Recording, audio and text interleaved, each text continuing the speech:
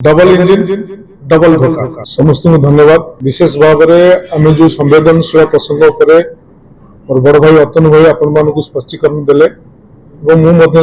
दीपद जोड़ा चाहूँगी।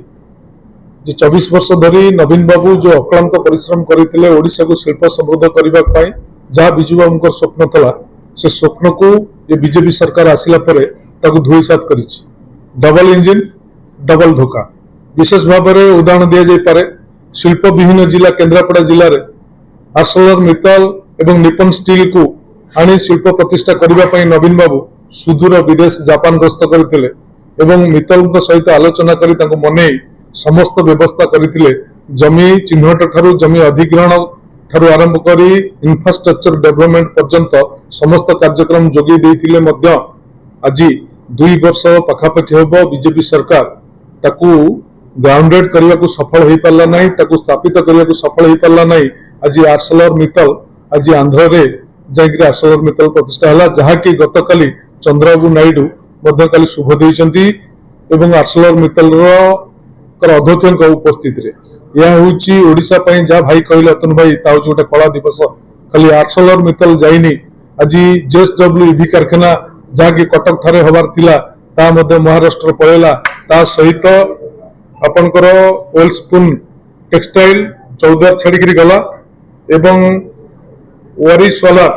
जोटा ढेंकानाल अनुगुल जिला हबार थिला ता मध्य गला ता सहित S Ram and N Ram आज ओडिशा छाड़ी जाइछि। एवं जेतेबेले ए प्रसंग रे विधानसभा रे प्रश्न पचारुछि विशेष भाव में व्यक्तिगत हिसाब से कहबी जे मुख्यमंत्री पारादीप बालीजात्रा समारोह रे मु उपस्थापित करी सभार प्रसंग जे अंतत पक्षे आम जिले में होती शिल्प मंत्री मुख्यमंत्री उपस्थित अच्छा नवीन बाबू जो शिल्प समृद्ध करने को चाहते पारादीप की तेणु अंतत पक्षे ये शिल्प मंत्री मुख्यमंत्री स्पष्ट करंतु एवं से सर्वसाधारण मंच रे उत्तर देते मुख्यमंत्री जे एमएनएस एठार हम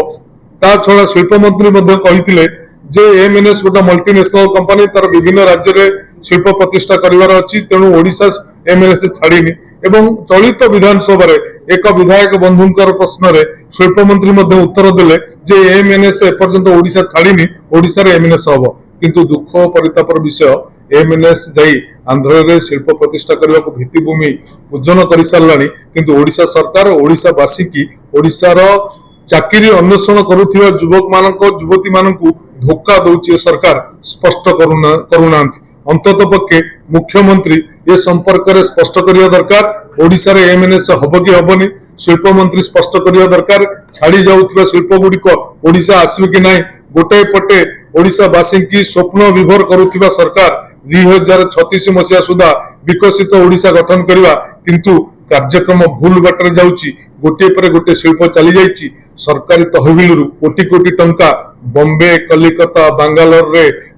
मेक इन ओडिशा ना रे खर्च होउची उत्कर्ष ओडिशा ना रे खर्च होउची विभिन्न शिल्पपति मान को आह्वान कराउची किंतु फल शून्य। ये सरकार गोटे धोखाबाज सरकार परिगणित होइची। आज युवक युवती माने जो स्वप्न रखिथिले जे आत्मनियुक्ति पाइबे कर्म नियुक्ति पाइबे जो कथा नवीन बाबू अक्लांत परिश्रम करी एक शिल्प समृद्ध राज्य रूपे गठन करने को ओडिशा चेष्टा करते ताकू ये सरकार धूलिसात करिछि। आशा करी आपण मानक माध्यम रे आपण माने ये सरकार को जवाब मागिबे एवं जनसाधारण जवाब मागिबे मुख्यमंत्री स्पष्ट करिवे।